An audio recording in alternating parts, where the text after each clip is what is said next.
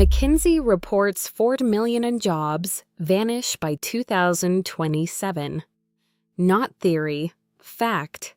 Right now, OpenAI's automation tools replace 47,000 accountants monthly. Your spreadsheet job ends 18 months from today. Goldman Sachs data shows 300 million clerical positions eliminated globally. That includes yours. Google Sheets automation now handles 94% of data entry tasks. Your coworker already uses it. They just haven't told you yet. Customer service reps face extinction fastest. Contact centers eliminate 2.3 million positions by 2026.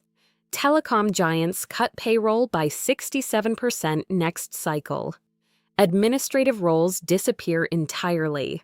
Microsoft Office 365 automation handles scheduling, email sorting, report writing in seconds. Your manager stopped needing you last quarter. You're spending 8 hours daily doing work machines, finish in 4 minutes. Insurance underwriters get hit hardest. JPMorgan's coin platform reviewed 360,000 commercial loans annually. That was 5 people's entire job. Now it's 0 people. Your resume skill is obsolete already. Content moderators facing mass layoffs. Meta systems flag 99.5% of violations.